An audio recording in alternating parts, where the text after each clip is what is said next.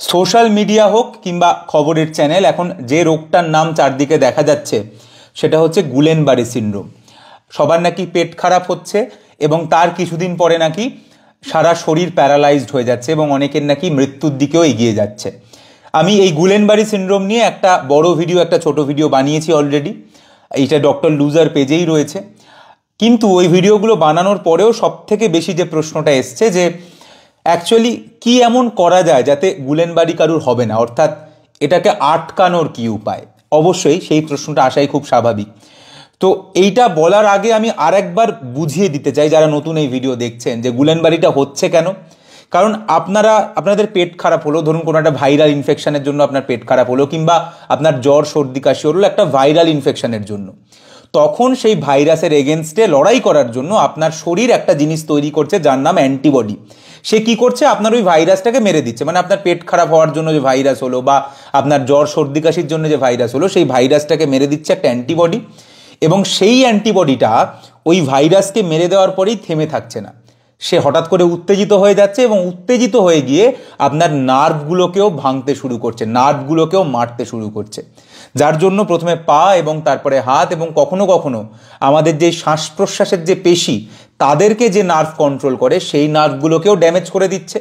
যার ফলে পায়ের প্যারালিসিস, হাতের প্যারালিসিস এবং শ্বাস প্রশ্বাস নিতে অসুবিধা হয়ে যাচ্ছে, যার জন্য অনেকে ভেন্টিলেটরে চলে যাচ্ছেন কিংবা মৃত্যুর দিকে এগিয়ে যাচ্ছেন। এবং এই পুরো জিনিসটা হচ্ছে ওই যে অ্যান্টিবডিগুলো যেগুলো তৈরি হয়েছিল শুধুমাত্র এই পেট খারাপের ভাইরাসটা কিংবা জ্বর সর্দি কাশির ভাইরাসের এগেনস্টে লড়াই করার জন্য, তারা অতিরিক্ত উত্তেজিত হয়ে যাচ্ছে এবং তারা উত্তেজিত হয়ে গিয়ে আমারই শরীরের যেগুলো ভালো নার্ভ তাদেরকে ধ্বংস করতে শুরু করছে। এবার এই জিনিসটাকে আমরা অ্যাকচুয়ালি ডাক্তারিতে বলি অটো ইমিউন কন্ডিশন একটা, যাই হোক, কিন্তু এটার কারণ হচ্ছে অদ্ভুত। এটার কারণ হচ্ছে বেসিক্যালি জিন।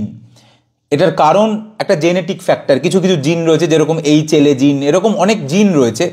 সেই জিনগুলো যাদের শরীরে থাকে তাদের এটার চান্স বেশি হয়, যাদের নেই তাদের ক্ষেত্রে এটা সম্ভাবনা কম। মানে এরকম নয় যে পেট খারাপ হলেই আপনার গুলেনবারি হয়ে যাবে, বা জ্বর সর্দি কাশি হলো, একটা ভাইরাল ইনফেকশন হলো, গুলেনবারি, তাহলে তাদের সবার হয়ে যেত। এটা সবার কখনোই হয় না। এটা তাদেরই হয় যাদের পার্টিকুলার কিছু জিন যাদের শরীরের মধ্যে দেখা যায়, তাদেরই এটা হয়। এবার আমরা না বাইরে থেকে এটা বুঝতে কোনোদিনই পারবো না কার শরীরের ক্রোমোজোমে কার কোন জিন রয়েছে। তাই আমরা ওই অ্যান্টিবডিগুলোকে তো ওইটা থেকে কন্ট্রোল করতে পারবো না যে অ্যান্টিবডি গিয়ে কখন নার্ভকে মারবে আর মারবে না, বা আমি অ্যান্টিবডিকে আগে থেকে শান্ত করে দেবো, এইটা তো আমি করতে পারবো না।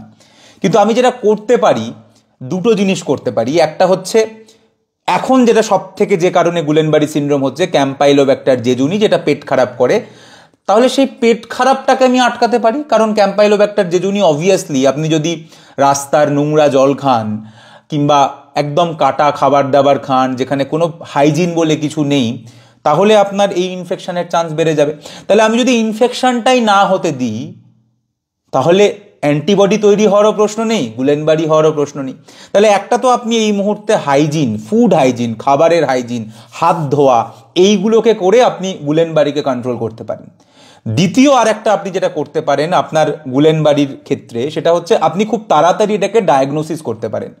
তার জন্য আপনাকে তাড়াতাড়ি একজন ভালো ডাক্তারবাবুর কাছে যেতে হবে এবং সেই জন্য আপনাকে নিজেকে আইডেন্টিফাই করতে হবে। তাই এই সময় অ্যাটলিস্ট আপনার যদি কোনো ভাইরাল ইনফেকশন হয়, ধরুন জ্বর সর্দি কাশি হলো কিংবা পেট খারাপ হলো, তাহলে তারপরের 4 সপ্তাহ আপনি একটু খেয়াল করে রাখুন, তাকে আপনি একটু নজরে রাখুন যে তার কি কোনো হাত ঝিনঝিন করছে, পা ঝিনঝিন করছে, পাটা কি অবশ হয়ে যাচ্ছে, এরকম কি কোনো সিমটম আসছে বা কথা জড়িয়ে যাচ্ছে। যদি এরকম হয় একটা ভাইরাল ইনফেকশনের পরে, তাহলে তাকে ইমিডিয়েটলি হাসপাতালে একজন প্রপার আইদার, খুব ভালো হয় যদি কোনো মেডিসিনের ডাক্তারবাবু হন, এবং নিউরোলজিস্ট হলেও হবে, নিউরোলজিস্ট কিংবা কোনো মেডিসিন মানে MD মেডিসিন কিংবা কোনো DM নিউরোলজি করা এরকম কারুর কাছে আপনি যদি নিয়ে যান, তাহলে আমার মনে হয় এটা তাড়াতাড়ি ডায়াগনোসিস হবে এবং সেই ক্ষেত্রে হয়তো অতটা আমরা খারাপ দিকে যাব না, মানে যেখানে আমার ওই শ্বাস প্রশ্বাসের পেশিগুলো ধ্বংস হয়ে যাবে। তার আগেই হয়তো আমরা ইঞ্জেকশন দিয়ে, ওষুধ দিয়ে এই অ্যান্টিবডি যেগুলো আমাদের শরীরে উত্তেজিত হয়ে গেছে তাদেরকে সাপ্রেস করতে পারবো। তাই একটা উপায় হচ্ছে আপনি অ্যান্টিবডি তৈরি হতেই দেবেন না। তার জন্য আপনি এই হাত ধোয়া, এবং একটু খাবারগুলোকে এখন দেখে খাওয়া, কি খাচ্ছেন না সেগুলোকে দেখে ঠিক করা, ঠান্ডা না লাগানো, এই জিনিসগুলো করতে পারেন।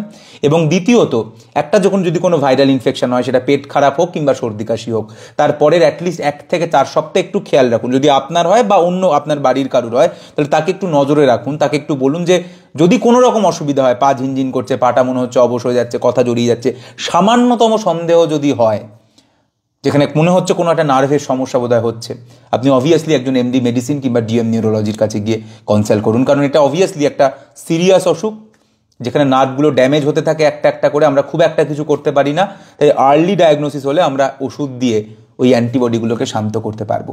এরকম আরও ভিডিও দেখতে চাইলে ডক্টর লুজারকে আপনি ফেসবুক, ইউটিউব এবং ইনস্টাগ্রামে ফলো করতে পারেন। ধন্যবাদ।